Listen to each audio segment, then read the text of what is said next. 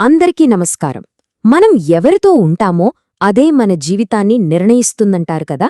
ఈరోజు మనం సరిగ్గా ఇదే విషయం గురించి మాట్లాడుకుందాం. చెడు స్నేహం ఎలాంటి చేదు ఫలితాలను ఇస్తుందో ఒక చిన్న కథ ద్వారా తెలుసుకుందాం. కథలోకి వెళ్లే ముందు ఒక్క నిమిషం, అసలు మన ఫ్రెండ్స్ని బట్టి మన క్యారెక్టర్ని జడ్జి చేస్తారా? ఏమంటారు?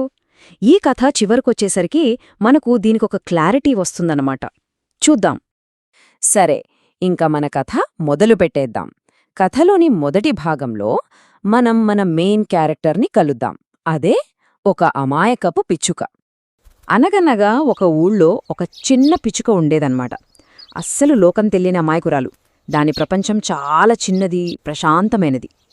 అలా అంతా బానే ఉంది అనుకుంటున్న టైంలో ఆ పిచ్చుక జీవితంలోకి కొందరు కొత్త ఫ్రెండ్స్ వచ్చారు.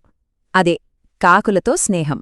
ఒకరోజు ఆ పిచ్చుకకు ఒక కాకుల గుంపు కనిపించింది. వాటి ధైర్యం, ఆ స్వేచ్ఛ, అబ్బో, పిచ్చుకకు భలే నచ్చేశాయి. వెంటనే వాటితో ఫ్రెండ్షిప్ చేసేసింది. వాటితో కలిసి తిరగడమనేది దానికొక కొత్త ఎక్స్పీరియన్స్లా అనిపించింది. ఇక్కడే అసలు ట్విస్ట్ మొదలవుతుంది. చుట్టూ ఉన్నవాళ్లందరూ చెప్పారు, ఏయ్, ఆ కాకులు మంచివి కావు, వాటితో తిరగొద్దు అని.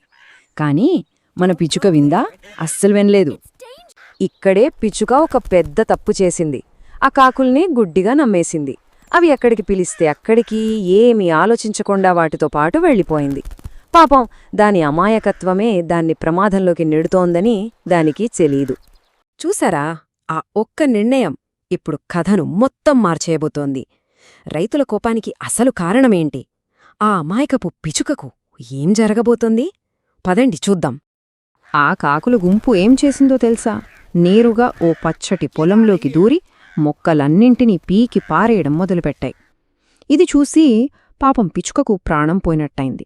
తన ఫ్రెండ్స్ చేస్తున్న పనికి ఏం చెయ్యాలో తెలియక భయంతో గిలగిలా కొట్టుకుంది. ఇంతలో వాళ్ల పంట నాశనమవడం చూసి రైతులు కర్రలు పట్టుకొని కోపంతో ఊగిపోతూ పరిగెత్తుకుంటూ వచ్చారు. ఒక్కసారిగా అక్కడంతా టెన్షన్ పెరిగిపోయింది. రైతుల్ని చూడగానే ఇలాంటివి అలవాటైన కాకులన్నీ తుర్రుమని ఎగిరిపోయాయి.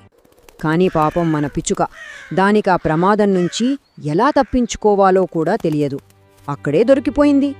రైతుల చేతిలో చిక్కిన పిచ్చుక భయంతో వణికిపోతూ, అయ్యో, నా తప్పేం లేదు, నేనేం చేయలేదు, దయచేసి నన్ను వదిలియండి అని ఎంత బ్రతిమాలిన.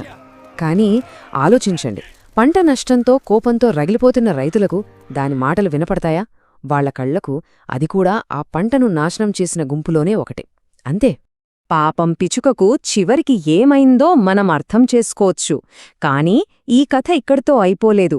దీని వెనకన ఉన్న అసలు నీతి ఏంటి? అదే చెడు సావాసం చేస్తే వచ్చే ఫలితం గురించి ఇప్పుడు తెలుసుకుందాం.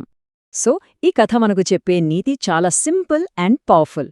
లోకం మనల్ని చూసి కాదు, మన ఫ్రెండ్స్ని చూసే మన క్యారెక్టర్ని డిసైడ్ చేస్తుంది. పెద్దలు ఊరికే అనలేదు, నువ్వు ఎవరితో ఉంటావో చెప్పు, నువ్వేంటో నేను చెబుతాను అని. ఈ కథ దానికి పర్ఫెక్ట్ ఎగ్జాంపుల్. అసలిది మనకు ఎందుకు ముఖ్యం? ఎందుకంటే చూడండి, మనం పర్సనల్గా ఎంత మంచివాళ్లమైనా సరే, మన సర్కిల్ బాగోలేదనుకోండి, సమాజం మనల్ని కూడా వాళ్లతో పాటే చూస్తుంది. ఇక్కడ పిచ్చుక ఏ తప్పు చేయలేదు కదా. అయినా సరే కేవలం ఆ కాకులతో తిరిగినందుకు శిక్ష అనుభవించాల్సొచ్చింది. అంటే మన ఫ్రెండ్షిప్స్ మన ఇమేజ్నే కాదు, మన ఫ్యూచర్ని కూడా డిసైడ్ చేస్తాయన్నమాట. కాబట్టి ఈ కథ విన్నాక ఈ ఒక్క ప్రశ్న గురించి ఆలోచిద్దాం. మనమెంచుకునే స్నేహాలు మన జీవిత కథను, మన భవిష్యత్తుని నిజంగా ఎలా మారుస్తాయో ఒక్కసారి ఆలోచించండి. మరో ఆసక్తికరమైన అంశంతో మళ్ళీ కలుద్దాం. నమస్కారం.